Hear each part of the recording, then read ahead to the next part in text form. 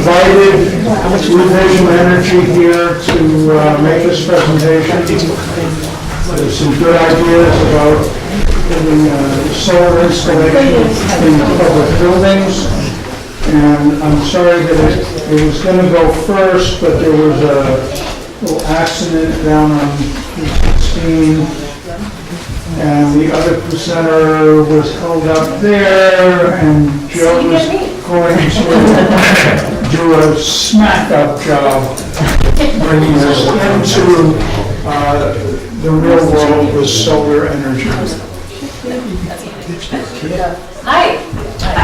Thank you for having me tonight. I'm Joe. I'm with Revision Energy. Yeah, thank you, Peter. And my colleague Dan was here, but he had to go, and so y'all get me for the presentation. So, I helped design the project, so I will be able to walk you through this as best I can. If there are any questions that I can't answer, then I certainly am happy to take notes and have them answered for you later as well. So, there we go. We're back. No signal. I did not. Oh, there we go. So, tonight we're going to talk about two separate systems, and the goal is to decide on a system at some point, which one will work better for the town. And so we're going to talk about a 60 kilowatt system and a 115 kilowatt rooftop solar array. And it says a PPA option, and we'll get to what that means very soon. And apologies for the small presentation. I was only able to download the presentation as a PDF and not as an actual PowerPoint presentation. So, as I mentioned earlier, I am with Revision Energy, and we are, gosh, there's about 250 of us at this point. We are a B corporation, we are employee owned, and we have built to date right around 8,000 solar electric systems. And we also do heat pump and battery technology as well, and electric vehicle charging. We're trying to basically prime the country for the renewable energy transition. And from hearing about the conversations earlier today about recycling, it seems like the town is pretty behind renewable energy solutions. And the vision of Revision Energy is to transition northern New England to a clean solar energy solution. And as I mentioned earlier, we do EV charging, heat pump technology, LEDs, rooftop ground mount solar solutions. And we've worked with quite a few nonprofits throughout the New England area. These are just a few. And commercial clients as well. And then, this is actually, I've never seen this slide, so apologies for that, like I said. And we are ranked #1 for solar rooftop designers in New England and in the country, which is great. So, design and engineering, this is where I come in. So, this is going to be really hard to see, and you all know this anyway, but the perhaps three buildings that we're focusing on this evening are the Highway Department right here, and the fire station, and potentially the Whitney Center. The Whitney Center is a gorgeous south-facing roof, by the way. I was very excited to get up there. And that's just a little bit of a closer view there.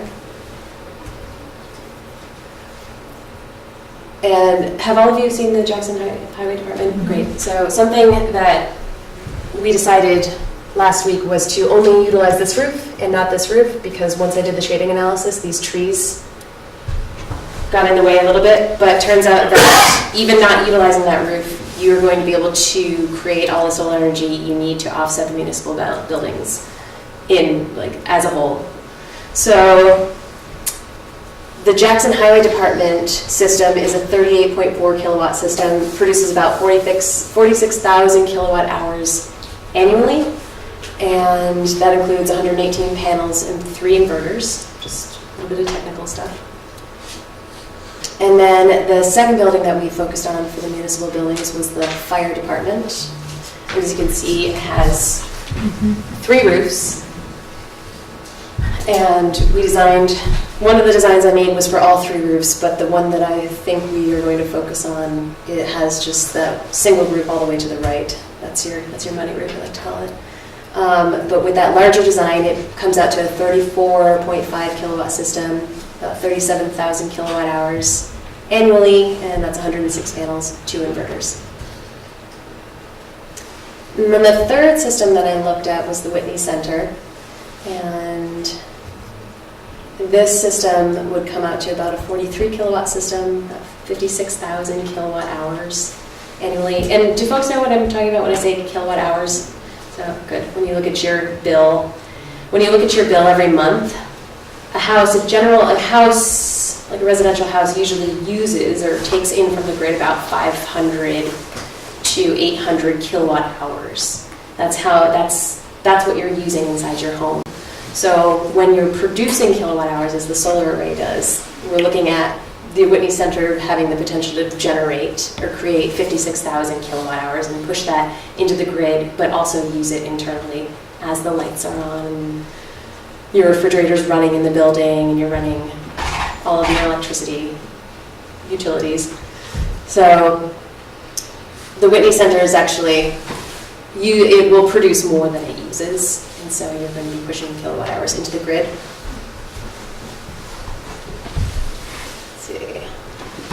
So with those combined, we're looking at about 115 kilowatt system, so 357 panels, 8 inverters, and about 140,000 kilowatt hours per year. And that little bar chart, this is basically looking at, you can't see this on the bottom, but these are months of the year. And these are the summer months, so you can see that in the winter, you're producing less, and in the summer, you're going to produce that nice, a much larger amount of electricity, and you're going to be storing up those kilowatt hours in kind of a metaphorical bank with the utility so that you can utilize them throughout the year. Just a couple pictures of our installers and the different arrays that we make. This is a flush-mounted roof array. This is what we're going to be doing with yours. All flush-mounted roof arrays. We have a racking system that we attach directly to the roof, and then the panels snap on as well. It's another system that we did. This is both a solar hot water system and a solar photovoltaic system. You can see the hot water is that slightly different sized panels on the top to the right. And I believe that this is, I'm not sure what that is, but that is definitely a highway department building as well. Yeah. And this is what inverters look like. So the white kind of cabinet looking things on the right. So each inverter, what they do is they take in the direct current energy from the roof and they invert it into that clean sine wave alternating current, and that's the electricity that's going to be feeding all the plug loads within the building. And just a cut sheet, and this isn't doing us any good because it's a little bit too small, but this basically tells you the stats of the inverter. And now, specific to the town of Jackson, the reason that we use the PPA is that PPA means power purchase agreement. Towns and municipalities and nonprofits, they don't pay taxes. And so a lot of the benefit of how one actually affords to buy a solar project is through tax benefits. There's a 30% federal tax credit that most people can use. Sometimes states have rebates specifically for solar, but as a nonprofit and a municipality, we do not have those available to us. And so the power purchase agreement essentially takes advantage of those tax benefits for the nonprofit or for the municipality, and then sells power to the town at a reduced rate. And for the town, it is a zero upfront cost project. And so the PPA owner, the person who will own the project, basically they buy the project and the town buys power from the person who owns the project, and then at the end of a certain period of time, usually about 6 years, but it could be all the way to 25 years, the town has the option to purchase the project back from the PPA holder at a reduced rate.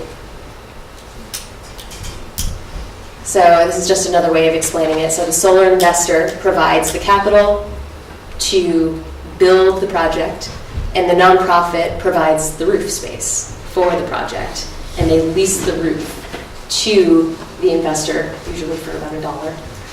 And then the nonprofit hosts that solar array, and then the nonprofit or the municipality pays for power, usually at a reduced rate than what they're paying right now. And at the end of that period of time, the municipality can purchase that solar array and then own it outright. So specific to Jackson, if we're looking at the 116 kilowatt project, which was that large project, the cost to the investor would be about $280,000, and that's the turnkey cost of the system. And then the upfront cost to the town is zero. The town instead will pay for electricity at about 10.7 cents per kilowatt hour. And right now, the New Hampshire Electric Co-op rates are closer to about 14 to 16 cents per kilowatt hour, I believe, and so that's a reduced rate out of the gates. And then the 6-year buyout cost after the incentives have been taken advantage of, the 30% federal tax credit, et cetera, the buyout rate at year 6 for the town would be about $170,000. If we're looking out at 25 years, the savings to the town would be about $300,000 in electricity savings. And in 40 years, that savings gets to around $800,000. These systems also are built to, they're 40-year systems, which is why we model that 40-year number. And they all have extended warranties and are very robust.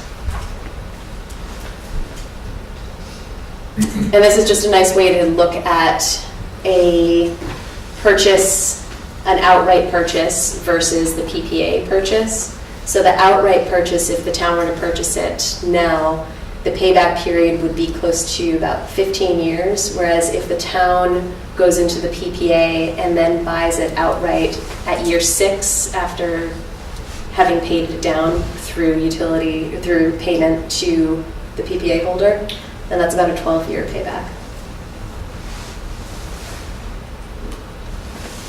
And this slide shows us just the different rates that you're paying now versus what you will be paying without solar. So right now we're looking at about a blended rate of about 12.5 cents from the utility, and then without solar, at the end of the PPA period, you'll be paying close to 21 cents per kilowatt hour.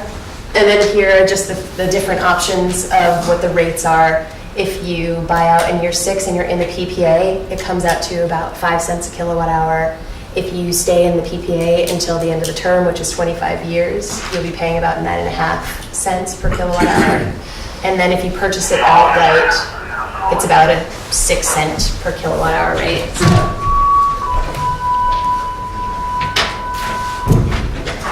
And then this is taking a look at that smaller project. And the reason I broke those two projects, the projects up, we have the Whitney Center, and then we also have the fire department and the highway department, is that I believe they are using different funds for those two. So just as an example, I wanted to be able to show you what it would look like if you broke up those two projects separately. So the cost to build the fire department and the highway department, and I made that array a little bit smaller because I didn't want it to overproduce for you. All of the municipal buildings use about 70,000 kilowatt hours in total annually, and this particular array, this 60 kilowatt array, will produce just about 70,000 kilowatt hours annually. So the cost for the investor is about $152,000, and again, it's a zero upfront cost project for the town of Jackson. The rate for the town of Jackson goes to about 12.2 cents. That it is a change from that larger project. You're paying a little bit more due to economies of scale and also different production on the roofs, but it's still below the current rate of the New Hampshire Electric Co-op. And then the year 6 buyout is about $91,000, and then you have about $140,000 cost savings in electricity to the town, over 25 years, and the 40-year net savings is about $400,000. And this is that same graph, just basically showing the year 6 buyout versus purchase. And the PPA, again, beats out the purchase, the turnkey. And that same scale, that same graph again, but the ones that I like to focus on is that one all the way to the left, the orange one, which shows your kilowatt hour rate at about 6 cents per kilowatt hour, as opposed to the 13.2 all the way over to the right. So this is just a little bit about how many of these we have built and worked with towns and nonprofits at this point. We have over 100 PPAs, both that Revision holds and both that our impact investors hold as well. And it's about a little over 12 megawatts of capacity at this point, which is great. And just a couple towns that we've worked with in New Hampshire over the past few years, and the size of their projects. It's all on the left-hand side there. And this New Hampshire schools that we've worked with, and that's just a select few. There are certainly more, and there are more coming online now as well. And some of the nonprofits that we've worked with.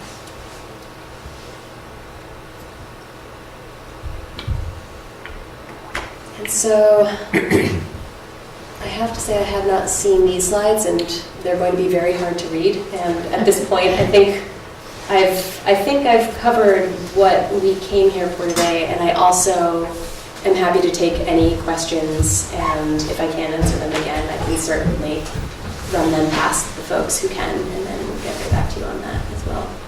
Go for it. Is the 6-year buyout, is that flexible? Yes, okay, it is. So the first option to buy out comes at year 6. And then you can go to term, which is 25 years, but usually after year 6, every 2 years it comes up again.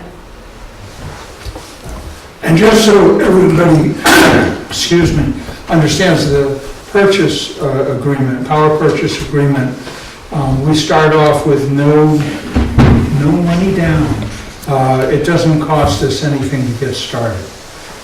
We can choose an interval, and 6 years is, I think, the first one, to buy out the equipment.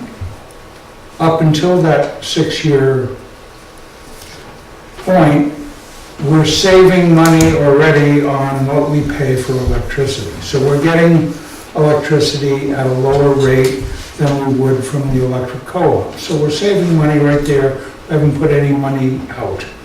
If we choose at the end of 6 years, which would give us 6 years to raise the money, or we can decide to, at the end of 6 years, do a bond, and then we would just kick it down the road and pay off that bond over the next year. But we'd be saving more money after we purchase the equipment, because then it's ours and we get all the savings. We wouldn't have just a part of it, which we would for that first 6 years. So the idea was to present it to the town, see if they want us to initiate some part of this agreement, this installation. I do have a question about the rates of return on the power rate. One of the issues I see us having with this project is that, for instance, Whitney Community Center, the schools, all for it. Our last chance to get anything on our warrant is Tuesday, a week from now. I don't know whether we'd be able to get something on our warrant in time for this cycle. And the fire station, we're talking about perhaps changing soon. I guess my question for you is on the buyout makes sense, but more on the rate aspect of it. If we do stagger this 1 or 2, 3 years, would we still see 3 or 4 years from now a rate reduction that would be comparable to doing the full project? I know it's a pretty Yeah. complicated question, you might not be able to answer that, but that No, would, I can kind of give you a general answer, which is utility rates are constantly going to fluctuate. Right. And our rates, how we model that is based on market rate of solar at the time and how cost effectively we're able to build. And then we line that up with the rates that are at the utility at this time. And so it's tricky to pin that down. I know that based on the cost of solar and the fact that it continues to go down, it will likely be close to where we are now because the rate of the utility is going to continue to go up. But the other piece that's a little bit slippery is that the federal tax credit is also reducing at the end of 2019, which goes to 26, and right now it's at 30. And so that will also affect rates. What I can do to try to help the process is send you example warrant language, if that helps at all. yeah, absolutely. Great, You just send it to the selectmen? I can do that. Do you- No, we haven't sent you example warrant language, have we? Okay, so I can actually just send a note to my colleague, because he has it, and he'll send it straight to the select board. So you'll be able to have that. Jury? What is the life expectancy of the equipment, and who maintains the equipment once the town takes it over? So the life expectancy, we model it for 40 years with full confidence that the system will be producing what we projected for 40 years. The equipment itself most of the equipment has a 15-year product warranty on it, and then a 25-year linear output warranty.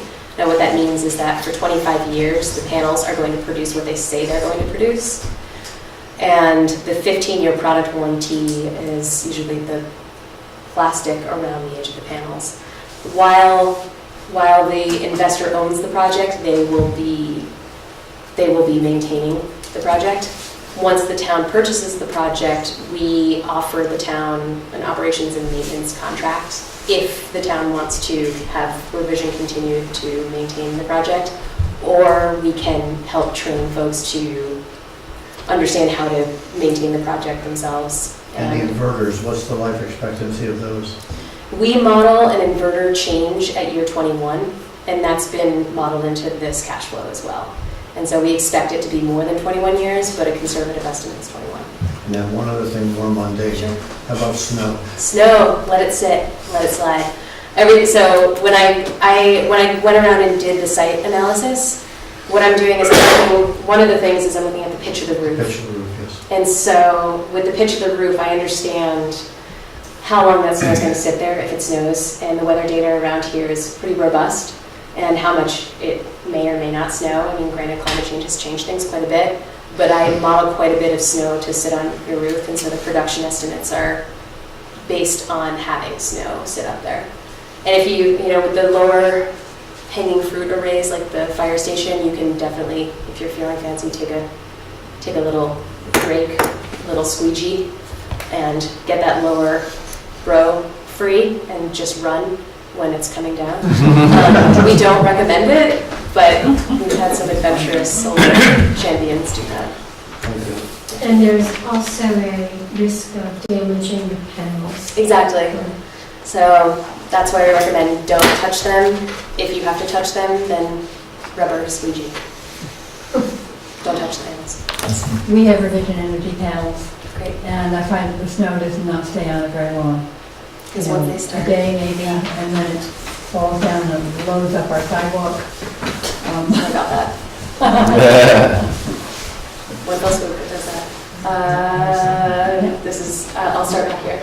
On an existing roof, the remaining life of the roof shingles, about how much remaining life do you need to have before you would want to install? Well, none of these have, the Whitney Center has shingles, and so we don't want to go beyond the half-life of the shingle before we install. You want to redo the shingles themselves, because if you're going to put up a system for 40 years, Yeah. it is not very cost-effective to remove the system and then replace it again. Yes, I'd like to address this to the selectmen. of course. I was at the budget hearing, And one of the chief things that our fire chief said to us was that the new equipment that is being purchased for our fire station doesn't really fit, and that they have deep concerns about this. So my question is, they were talking in terms, the fire department was talking in terms of my estimation or opinion of being at the meeting, that building life expectancy might not be very long. So because of the new equipment, as I say, they said it's longer, bigger, whatever, and that building isn't there. So what do the selectmen have to offer on that deal? Is it something that you put the solar panels up, and then if you decide, or a new building is made or done or whatever, that they go with you, or how does that work? Well, they're certainly reusable. I think that's one of our considerations is that building going to stay there for the duration of the panels? So we have to weigh that out. I also want to weigh out production against usage. In other words, should we balance the number of panels that we put on any one building to bring it closer to what its actual usage is, so that we don't want to produce too much more than we use, because the payback from the power company is less.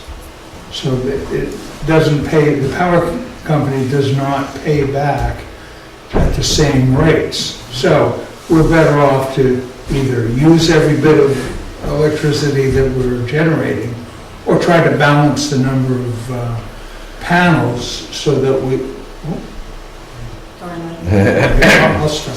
But anyway, it absolutely is a consideration whether that fire station gets panels, how long it'll be there, if we have a different configuration, should we just concentrate on the highway department? Should we put something on this building?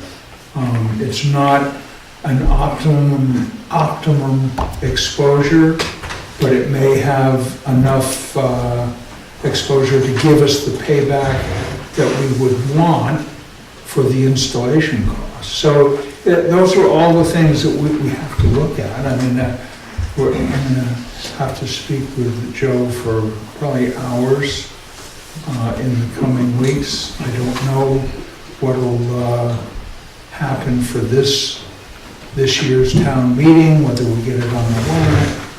So anyway, this was an informational to pretty much to find, yes? I'm listening. Okay. To see if the town wants to engage. The selectmen go ahead and try to make a commitment for this, whatever the time period is, where it happens, how much of it happens, are we gonna do it?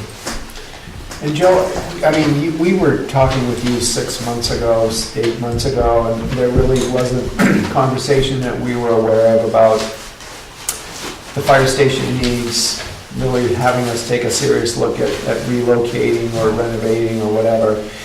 But you had cited this roof. What were the advantages of going with the fire station, and could you put the same number of solar panels on this roof? So this roof, it's smaller, and the reason that I went with the fire station and the highway department together is those two projects, when combined, offset the town's municipal loads by 100%. If we went with the highway department and this roof, it would come in a little bit under, and this roof would be a slightly, I'll have to look at the cost per watt installation, but it's a smaller array, it will produce less, but it will certainly add to the total offset. Okay. And I do have the design for this roof as well. Yeah, and in fairness to Revision, she hadn't heard anything about us taking a look at our fire station before tonight, so she walked in here, this is new information. We can look at it. I have a question. Have you looked at the school roof? Is that? I did a 30,000-foot view kind of school roof, and I mean, the school roof is a very big roof as well. And I think that begs the question of whether we are going to have that as a project as well at some point, and that's something that it's a great roof as well. Yes. Understanding that roof mounts are cheaper in the beginning, but did you look at the old dump site? I have not looked at the old dump site. Because I think that has a southern exposure. Yeah, something about, is it a cap landfill dump site? Yes. When you have a capped landfill, it's important that you not drill down into it and that you create something called a ballasted array, which are poured concrete blocks. If the load of the town isn't of a certain scale, we're talking over 100,000 kilowatt hours, well, close to maybe 500,000 kilowatt hours, then the cost to build a ballasted array of that kind outweighs the amount that you'll end up saving on PPA. So it will be cheaper to put the solar on the roof in this case. Also, that, where it would go is Bartlett, so. No, I'm talking about the little road. The old one. Oh, the old, okay. Is that capped? Yeah. Yeah. It is. Yeah. Naturally. Yes, with solar arrays, I think I'm correct that if you mount them, some people have them mounted on the ground. I know at one point they even talked about over by the library, if I'm not incorrect, about putting an array over there. And they follow the sun, is The trackers, right. yes. Is Trackers- that something that we could do here? Especially in the Mount Washington Valley, we tend to not want to install trackers on municipal projects specifically.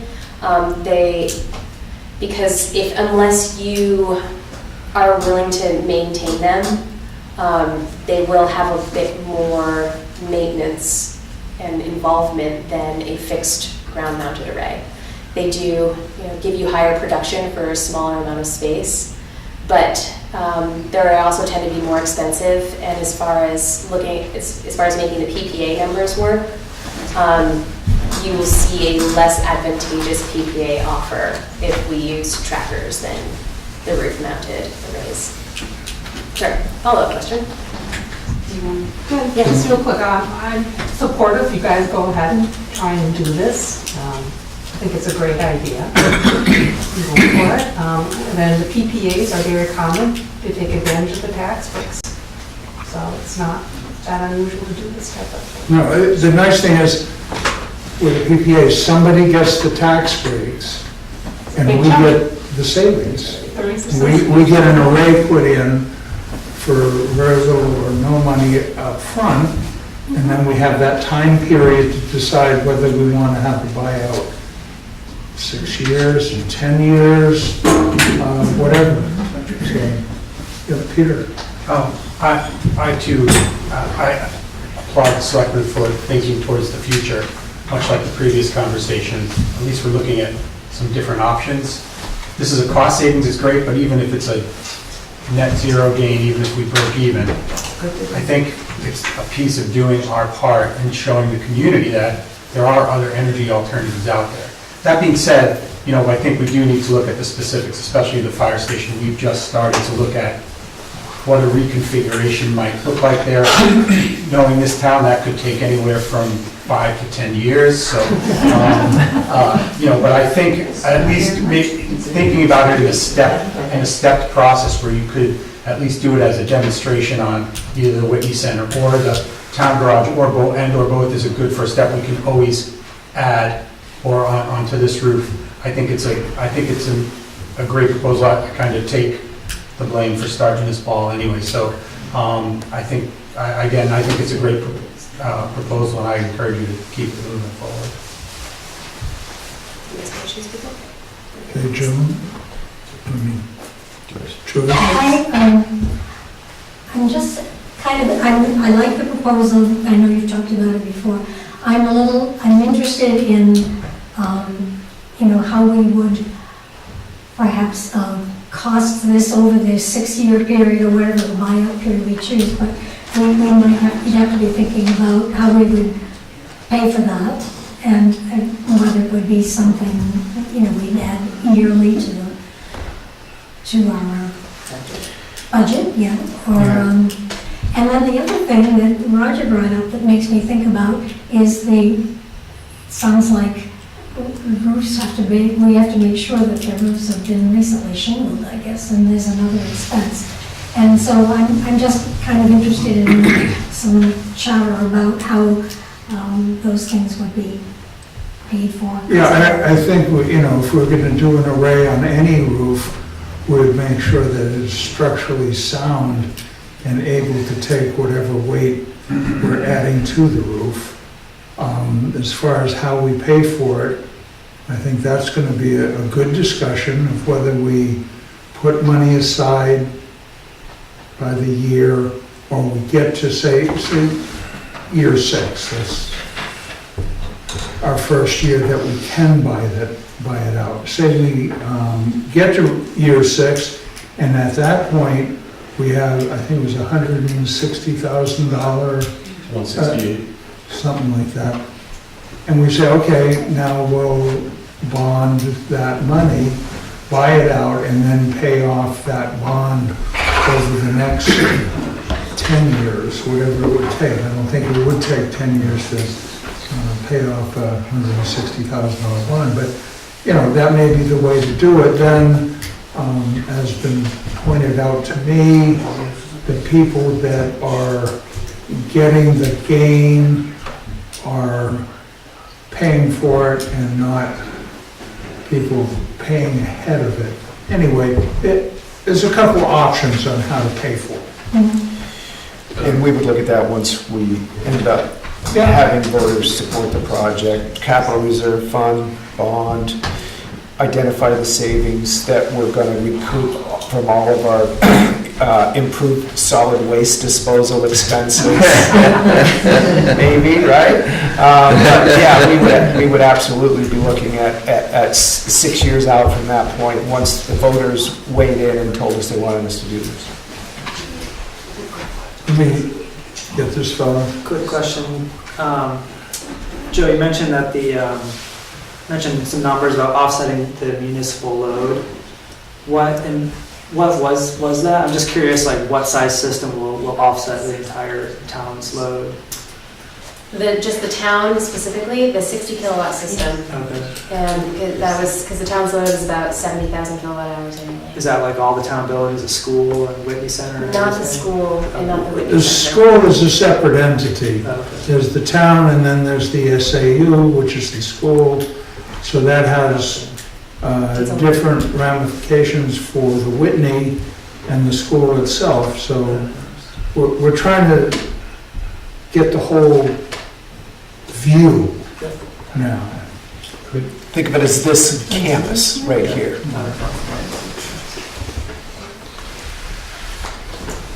Wait a minute. I just wondered if the library is included in the town load or? No. No, okay. Unfortunately, the library, if we could have just turned it half a turn, would have had just a marvelous exposure. We'd love to take advantage of that roof. And I'd like to do that because I like jacking up buildings and trying to. That was the moves. No, but we haven't considered it as just not a good orientation.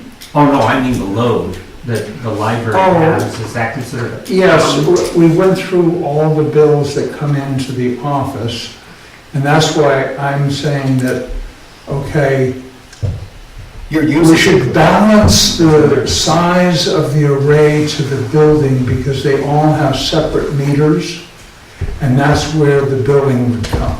So if we generate, say, more at the highway department, well, we can't send that electricity down here. We take it as a credit, but that credit is less than what the power the co-op is charging us. So if we can get that balance, we're better off. Is that, Joe? You did that right, yes. Okay, I did that right, so.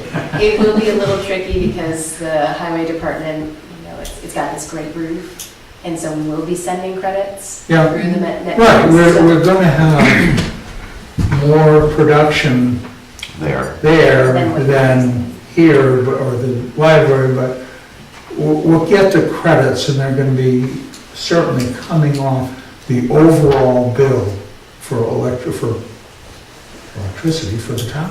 And we can dive further into that through your interval data for each building once we get there. Yep.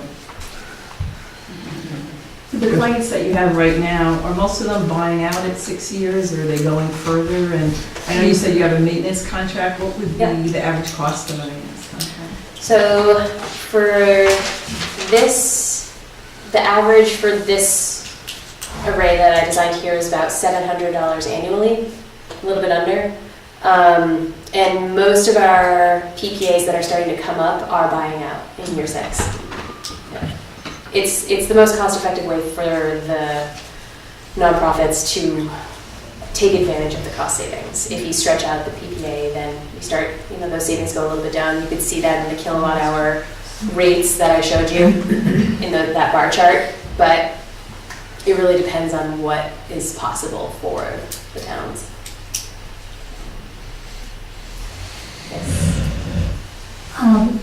No, Mr. You. Well, I don't know who's going to answer this, and I don't know that I have the right terminology, but are we concerned, we need to be concerned that New Hampshire Electric is not going to accept the overage that we don't need for our own purposes, and we're going to send it back to them? Do we have to be concerned about that? Isn't there a lot of talk about that? No, so there's certain rules that the New Hampshire Electric Co-op puts in place that says if you push kilowatt hours into the grid, this is what we will compensate you for based on the kilowatt hours that you push into the grid. And if you push more than, how I've designed these systems is that those extra kilowatt hours will be going into the grid, but you sign an agreement with the co-op that says that the co-op will guarantee that amount that they have outlined to give you credit, and that's a rate that you sign, and you're grandfathered into that rate for however long the co-op determines that's going to be. For most, it's 15 years. I believe, I don't remember what the co-op has in terms of when you sign that agreement, what that rate will be, but you lock into a rate, and they are guaranteed to net meter with you at that rate. So, like here, this afternoon, we would have been using our power, so we had the array up. But now, there's no sun anymore, so we're using the power company's power. So that balance, what we push out and then what we take back in is what I would like to see as pretty even, so that we don't have that situation where we're getting a lot of credits on a particular building and not getting as much money for them. Right, so you want the array on the building to more or less equal what the... Yeah, if we can. It's not gonna be perfect, Right. and we'll hopefully always be on the uphill side. We'll be producing more than we use, but I don't know, would the co-op do the bank hours for a municipality too?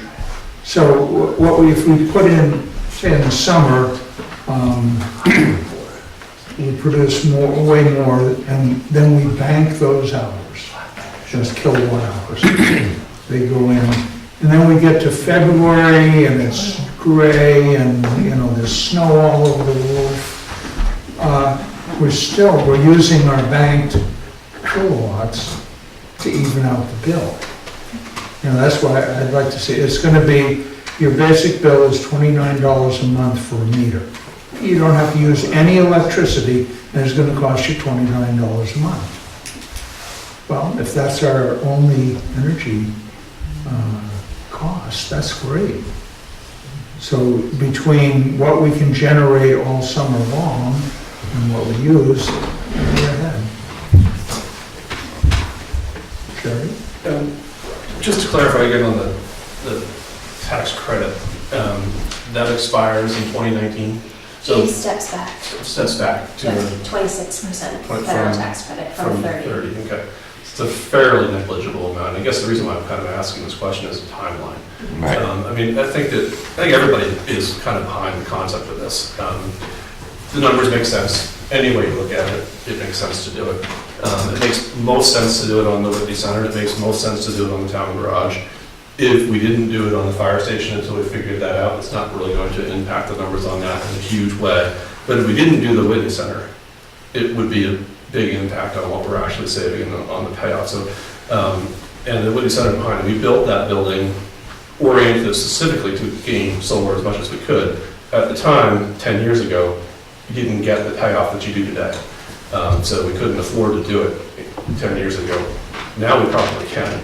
I guess my question for the selectmen and people here, and Peter, that might need help from you, considering you got this whole thing started, I guess, is that if we're gonna put it on the warrant for this year, I need to do it between now and next Tuesday.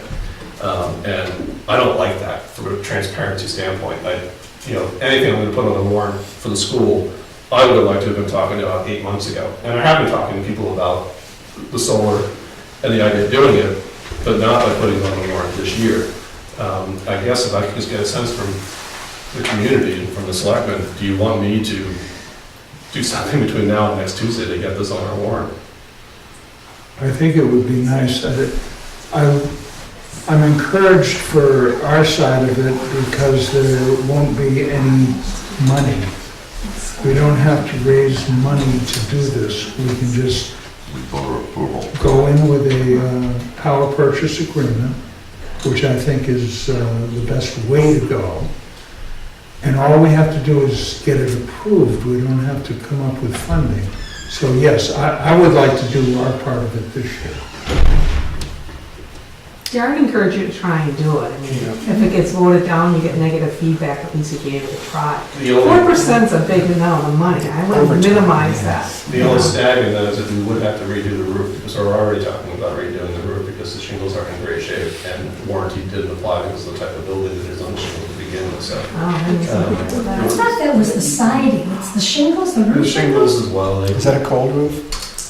It is, yeah. Can you still, Can you put the a shingles on? And again, if you're not approving any funds, technically you don't need a warrant article to bring before the voters at the school district meeting. This is just a. If we're gonna enter into a long-term agreement, you'd have to get it on the warrant, and have to get 2/3 voters' support, I believe. I'm not sure about that, but. But that's the kind of stuff Peter needs help with between now and next Tuesday. We can figure out those answers, should I start working on it, I guess? And Yes. Yeah. I will, I'll throw it across this whole word and see what happens, I guess. All right. All for it. Are there other questions? Well, guess what? Dinner time. Thank you. Thank you very much for your time.